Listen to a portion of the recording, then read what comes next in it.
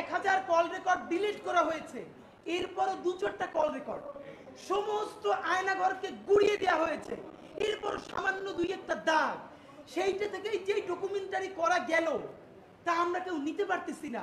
এবার আপনি ভাবেন, যদি কোনো আয়নাঘর না ভেঙে অরক্ষিত রাখা হতো, যদি খুনি হাসিনার একটা কল রেকর্ডও ডিলিট করে না হতো, আজকে বাংলাদেশে হাতে যেই পরিমাণ প্রমাণ থাকতো তাতে আওয়ামী লীগ উচ্চারণ কথা তো দূরের কথা, আওয়ামী লীগের যে গণহত্যাকারী সেও মনে হয় সারাদিন আল্লাহর কাছে তওবা করতো।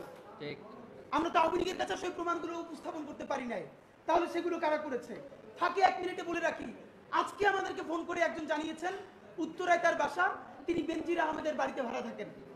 তিনি বলছেন যে বেনজির আহমদ এখনো তাদের লোকজনের মাধ্যমে, র্যাবের যে বেনজির হত্যাকারী, এখনো প্রতি মাসে ভাড়া তুলে নেয়। এই ফ্ল্যাট আছে, সেইখান থেকে এখনো প্রতি মাসে ভাড়া তুলে নেওয়া হচ্ছে, তাদেরকে টাকা পাঠানো হচ্ছে। আমরা সরকারের কাছে জানতে চাই এইগুলোর সাথে কারা জড়িত, এইটা কে বের করবে? আমরা বের করব?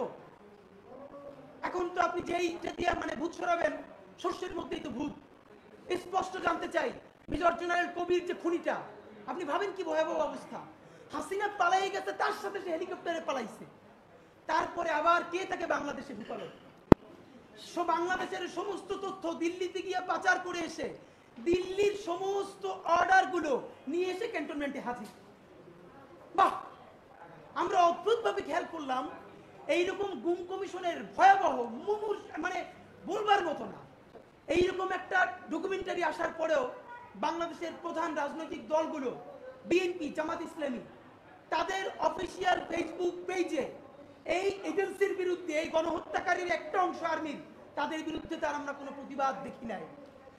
এবং মিডিয়ার যে ভয়, মিডিয়া, আমি আপনাকে বলি, গত 50 যদি কোনো ঐতিহাসিক কাজ করে থাকে, সব থেকে সাহস নিয়ে সেই 5টা কাজের একটা কাজ হবে এই জেনারেলদের বিরুদ্ধে ওয়ারেন্ট জারি করা। আদালতে হাসিনার আমলে আমরা দেখেছি বেগম জিয়ার নামে মিথ্যা মামলা, তিনি 1 টাকা 1 কোটি টাকা নিজে খান নাই, শুধু একটা ফান্ড থেকে আরেকটা ফান্ডে ট্রান্সফার করেছেন। সেইটা নিয়ে মিডিয়া দিনের পরে দিন আদালতে এবং সব জায়গায় লাইভ করেছে। অথচ যেই জেনারেলটা শুধু হত্যা ঘটায় নাই, বাংলাদেশকে দিল্লির চিরতরে দাস করে দিয়েছে, তাদের বিরুদ্ধে আদালত যখন ওয়ারেন্ট জারি করে, কোনো লাইভ নাই, কোনো টকশো নাই, এবং সব থেকে ভয়াবহ ব্যাপার হলো, আমি আজ পর্যন্ত বাংলাদেশের কোনো মূলধারা মিডিয়ার ভাইরা যারা আছেন, আমি কোনো মূলধারা মিডিয়াকে দেখি নাই এই যে গুমের ভিকটিম এদের 5-7জনকে নিয়ে একটা সিরিজ প্রোগ্রাম তো দূরের কথা, 3-4টা টকশো পর্যন্ত আপনারা করেন নাই। আপনারা কি টকশো করতেছেন? প্রতিদিন প্রচুর মব হচ্ছে, আর মব তো করছে আর্মির এই গ্রুপ যারা আয়নাঘর ভাইয়ে ফেলছে। কারা মব করছে? মিডিয়াকে ডিজিএফআই বলে দিচ্ছে সারাদিন মব দেখাও। এই ফাঁকে ফাঁকে আমরা কি করব? আমরা প্রত্যেকটা আয়নাঘর ভাঙিয়ে ফেলবো। এই ফাঁকে আমরা কি করব? ক্যান্টনমেন্ট থেকে 626 জন যে গণহত্যাকারী, তাদেরকে আমরা পাচার করে দিব। এই ফাঁকে আমরা কি করব? আপনি ভাবেন এই দেশের নিরাপত্তা কোথায় আছে? এই রাষ্ট্র টিকেই রেখেছে আল্লাহ, আর এইখানে 18 কোটি জনগণ। এই জনগণ ক্যান্টনমেন্টের জনগণ নয়, এই জনগণ নয়, এই জনগণ ভ্যানওয়ালা, সবজিওয়ালা, শিক্ষার্থী, শিক্ষক, বাংলাদেশের আপামর জনগণ। নইলে এই দেশ থাকে? ভাবেন, ডিজিএফআই হলো বাংলাদেশের তথ্যের এবং গোয়েন্দার প্রাণকেন্দ্র, নিরাপত্তার প্রাণকেন্দ্র। সেই ডিজিএফআই এর সাবেক প্রধান এখন মোদির আশ্রয়ে আছে, মোদির আশ্রয়ে দিল্লিতে ফ্ল্যাটে আছে। এই যে মেজর জেনারেল আকবর, একটা দেশের গোয়েন্দা বাহিনীর প্রধান, শত্রু দেশের প্রধানমন্ত্রীর কাছে থেকে খায়, ঘুমায়। তারা আবার কি প্রেম করে? 2 পুরুষ হতে প্রেমও করা যায় না, ওরা সমকামী কিনা আমরা জানি না। তাহলে করে কি? এই বাংলাদেশের তথ্য কোথায় এখন নাই? এরপরে হাসিনা সেখানে আছে, মানে করে কি? সব থেকে ভয়াবহ হলো কবি, সে হাসিনার নিরাপত্তার সাথে ছিল, সে গিয়া সমস্ত তথ্য দিয়ে এরপর আবার বাংলাদেশে আসছে। এখন আমরা শুনতে পাই সে নাকি 2-1 দিন আগে পালাই গেছে। আপনাদের মাধ্যমে জানতে চাই, অসমর্থিত জায়গা থেকে আমরা শুনেছি এই ওয়ারেন্ট জারির 1 দিন আগে আর্মিকে জানানো হয়েছে আগামীকালকে যেহেতু ওয়ারেন্ট জারি হবে, আপনারা তাদেরকে পাস করে দেন।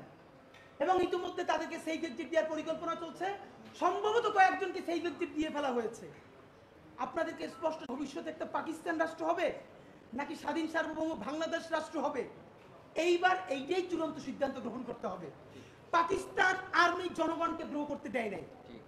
পাকিস্তান আর্মি জনগণের উপরে আধিপত্যবাদ কায়েম করবার কারণে রাষ্ট্রটা ফাংশন করতে পারে নাই। আমরা এখানে আর্মিকে আমাদের দেশপ্রেমিক এবং স্বাধীনতা সার্বভৌমত্বের সব থেকে বড় ভ্যানগার্ড মনে করি। কিন্তু যেটা হয়েছে দেখেন, এই আর্মির সকল জুনিয়র অফিসার জুলাই গণ অভ্যুত্থানের পক্ষে দাঁড়ালো। যখন আর্মির এই সিনিয়র গণহত্যাকারীগুলো তারা সবাই বসে দেখলো যে জুনিয়র অফিসারদেরকে কথা বলে মানানো যাচ্ছে না, সুতরাং এখন আমরা তাদের পক্ষে গিয়ে তাদেরকে নিরস্ত্র করি। কারণ আমরা জেনেছি অনেকে ঘোষণা দিয়েছিলেন তারা সিনিয়রদের আদেশ অমান্য করে যদি জনগণকে কেউ গুলি করে তারা তাদের বিরুদ্ধে গুলি করবে। যখন দেখলো তখন আর্মির চেইন অফ কমান্ড ভেঙে পড়বে। জুনিয়র অফিসাররা যেহেতু সিনিয়রদেরকে নিরাপত্তা দেয়, তখন জুনিয়র অফিসারের গুলিটা সেই গণহত্যাকারী মেজর জেনারেলের বুকেও চলে যেতে পারে। সুতরাং তারা দ্রুত অবস্থান পরিবর্তন করে তাদের পক্ষে চলে গেছে। এরপর তাদেরকে নিরস্ত্র করে শান্ত করে 626 জন গণহত্যাকারীকে পালাইতে সুযোগ করে দিচ্ছে। এরপর বাকি বাংলাদেশকে এভাবে করতেছে। বাংলাদেশের সেনাবাহিনী সকল সিপাহী এবং দেশপ্রেমিক সিনিয়র এবং জুনিয়র অফিসারদেরকে বলতে চাই, আপনারা যতক্ষণ বাংলাদেশের স্বাধীনতা সার্বভৌমত্বের পক্ষে ছিলেন, হাসিনার অন্যায়ের বিপক্ষে ছিলেন, ততক্ষণ পর্যন্ত আপনাদেরকে জাতিগতভাবে সম্মান জানানো, আপনাদেরকে সেলিব্রেট করা এবং আপনাদেরকে নিরাপদ করা 18 কোটি বাংলাদেশের নাগরিকের দায়িত্ব ইনশাআল্লাহ। আপনাদেরকে কোনো সিনিয়র বদমাইশ, কোনো সেবাদাস আপনাদের কি উপরে থাকেন, সার্বভৌমত্বের উপরে থাকেন। এবং যেই 28 জনের নাম এসেছে, দেখেন এখানে আরেকটা ন্যারেটিভ আপনাদেরকে একটু আমি 2 মিনিট সামারিটা পড়ে শোনাই। অভিযুক্ত বাহিনী, গুম কমিশন যেই বাহিনীগুলোর নাম বলেছে, খেয়াল করে দেখবেন ডিজিএফআই এবং জিআইসি মানে টিএফআই যেটা র্যাবের, এই দুটো ছাড়া র্যাবেরই নাম আছে। যেমন দেখবেন যে র্যাব 1, 2, 3, 4 থেকে শুরু করে একদম র্যাব 11 পর্যন্ত, হাতে কোনো 2-1টা বাদ আছে। এখন সবাই র্যাবের, আপনারা নিশ্চয়ই জানেন পলিটিক্সটা হলো র্যাবের গুম সংক্রান্ত যে অপারেশন, যাদের হাত ধরে এরা সবাই আর্মি থেকে পদায়িত ছিল। এই জন্য এখানে আর্মি লেখার দরকার নাই। খুবই কৌশলের সাথে যাতে সরাসরি অ্যালিগেশনটা আর্মির বিরুদ্ধে না যায়, কারণ আর্মির বিরুদ্ধে যদি যায় তাহলে পিস কমিশনে তাকে নেওয়া বন্ধ হয়ে যাবে, ব্যবসা বাণিজ্য ক্ষতিগ্রস্ত হবে। এই জন্য সরাসরি আর্মিকে না রেখে তাদেরকে র্যাবে পদায়ন করেছে। র্যাবে পদায়ন করে তারপরে প্রত্যেকটা গণহত্যা এবং গুম তাদেরকে দিয়ে করেছে। আপনাদেরকে দেখে এই যে ডিজিএফআই যে জয়েন্ট ইন্টারোগেশন সেল যেটা করেছে, যেটাকে আমরা বাংলায় আয়নাঘর বলি, আপনাদের মিডিয়ার বন্ধুদেরকেও দাওয়াত দিয়ে রাখি, এই যে গণভবনে যে জুলাই জাদুঘর হচ্ছে, এইখানে আয়নাঘরের কিছু রেপ্লিকা বানানো হয়েছে। কিছুদিন পর হয়তো উন্মুক্ত করা হবে। যেই আয়নাঘরগুলো পাওয়া গেছে মোটামুটি ঠিক ওইভাবে কপি করে বানানো হয়েছে। ভাইয়েরা, আপনার সামনে শত শত লোক দাঁড়াই থাকবে, এরপরে দরজা বন্ধ করে 5টা মিনিট ওখানে থাকতে পারবে না, জাহান্নাম মনে হবে। আমরা ঢুকছিলাম ভিতরে। আপনি জাস্ট ভাবেন, এখন পর্যন্ত যে জিনিসটাকে গুম কমিশন রিপোর্টে বলেছে ভারতের সাথে সম্পৃক্ততা কি। 1 নাম্বার, বর্ডার পার করে ভারতীয় বাহিনীর কাছে হস্তান্তর। যেমন বিএনপিতে সালাউদ্দিন সাহেব, সাইদি সাহেবের মামলার সাক্ষী সুখরঞ্জন বালি, তাদেরকে তো ভারতের কোর্টে পাওয়া গেল।